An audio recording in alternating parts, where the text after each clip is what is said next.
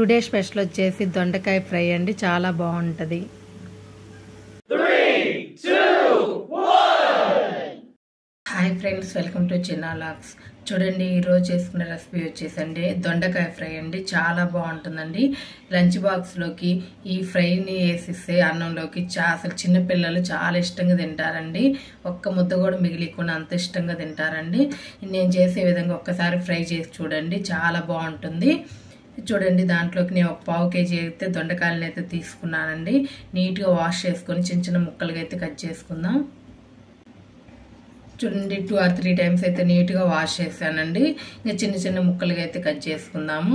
Video క్లిప్లో చూస్తున్న విధంగా అయితే సైడ్స్ని అయితే తీసేసుకొని ఇదిగోండి 2 పార్ట్స్గా కట్ చేసుకొని ఇట్లా చిన్న చిన్న ముక్కలకి అయితే కట్ చేసుకోండి. ఫ్రై చాలా బాగుంటుంది, బాగా వేగుతుందండి పచ్చి లేకుండా. అప్పుడు చాలా బాగుంటుంది ఫ్రై అనేది, మంచి టేస్ట్ వస్తుంది. బాగా వేగితేనే మంచి టేస్ట్ వస్తుందండి ఫ్రై అనేది. చూడండి, ఇంత చిన్న చిన్న ముక్కలకి అయితే కట్ చేసుకోండి. ఫ్రైకి చాలా బాగుంటుంది.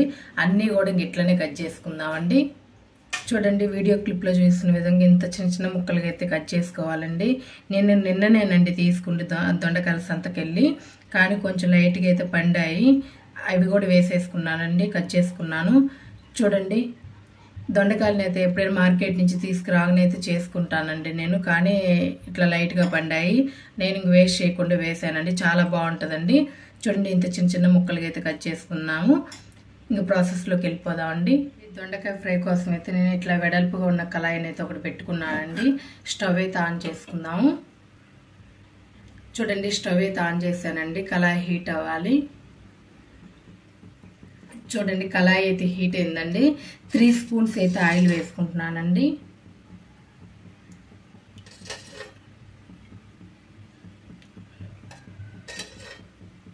ఇదిగోండి 3 స్పూన్స్ అయితే వేసుకున్నానండి. కొంచెం ఫ్రై కాబట్టి కొంచెం ఎక్కువే పడుతుందండి, 1 స్పూన్ ఎక్కువే పడుతుంది. ఆయిల్ బాగా హీట్ అవ్వాలి.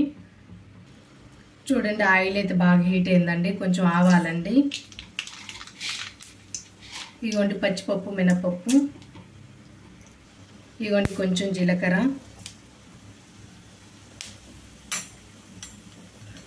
ఇదిగోండి దంచుకొని పెట్టుకుని ఎల్లిపాయ అండి. ఎల్లిపాయ కంపల్సరీగా వేసుకోండి, చాలా బాగుంటుంది. ఎండుమిరపకాయ అండి. కొంచెం కలర్ చేంజ్ అవ్వాలి, తాలింపు వేగాలండి. ఇదిగోండి కొంచెం కరివేపాకండి. చూడండి, తాలింపు అయితే వేగిందండి. ఇదిగోండి దొండకాయ ముక్కల్ని అయితే వేసుకుందాం. ఇదిగోండి కట్ చేసి పెట్టుకున్న దొండకాయ ముక్కల్ని అయితే చూడండి బాగా కలుపుకోవాలండి. ఇదిగోండి ఇంత చిన్న చిన్న ముక్కలకి అయితే కట్ చేసుకోండి, చాలా బాగుంటుంది. ఫ్రై బాగా వేగాలండి, అప్పుడు కానీ ఫ్రై మంచి టేస్ట్ వస్తుంది. ఇదిగోండి కొంచెం పసుపు వేసుకుందాము.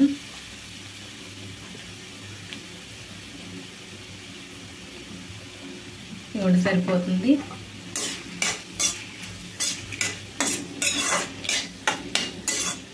ఒక్క నిమిషం పాటు హై ఫ్లేమ్లో పెట్టుకుందామండి. చూడండి, 1 నిమిషం వరకు హై ఫ్లేమ్లో వేయించుకోండి, చాలా బాగుంటుందండి. నీరు మొత్తం వచ్చేసి బయటికి.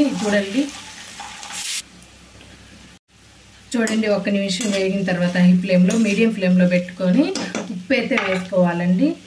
టేస్ట్కి సరిపడా వేసుకోండి ఉప్పు. నేనైతే 1 అర స్పూన్ అయితే వేసానండి.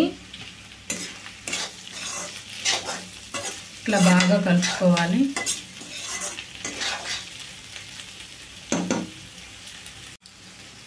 చూడండి, ఇట్లా కలుపుకున్న తర్వాత మూత పెట్టుకొని బాగా వేయించుకుందామండి. బాగా వేగాలి ముక్క అనేది. ఇదిగోండి మూత పెట్టేసుకుందామండి. మీడియం ఫ్లేమ్లో పెట్టుకోవాలండి, హై ఫ్లేమ్లో పెట్టుకోవద్దండి, మాడిపోతుంది. మధ్య మధ్యలో కలుపుతా వేయించుకుందాము, బాగుంటుందండి. చూడండి, మూత తీసి మధ్య మధ్యలో కలుపుతా వేయించుకుందామండి.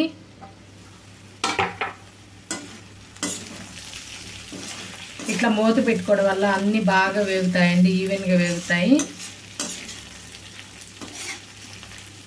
ఇదిగోండి ఇట్లా వేయించుకోవాలి.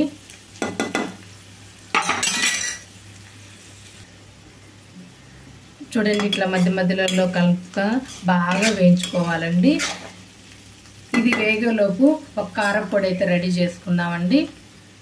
ఎల్లిపాయ కారం అయితే రెడీ చేసుకుందామండి. ఇదిగోండి నేనైతే 1 స్పూన్ ఎల్లిపాయ కారాన్ని అయితే తీసుకుంటున్నాను. చూడండి, 1/2 స్పూన్ అయితే ఉప్పు తీసుకుంటున్నానండి. ఇదిగోండి 2 ఎల్లిపాయలండి. ఇట్లా అప్పటికప్పుడు దంచుకొని వేయడం వల్ల చాలా బాగుంటుందండి, మంచి టేస్ట్ వస్తుందండి. ఒక్కసారి అప్పటికప్పుడు ఇట్లా దంచుకొని వేయండి, 1 సెకండ్లో అయిపోతుందండి, కానీ టేస్ట్ మటుకు మంచిగా ఉంటుంది. చూడండి, ఇట్లా అయితే దంచుకోవాలండి. ఇవన్నీ ఇట్లా దంచుకున్నది వేరే బౌల్లోకి అయితే తీసుకుందామండి. ఏదైనా అప్పటికప్పుడు కొట్టేస్తే చాలా బాగుంటుందండి.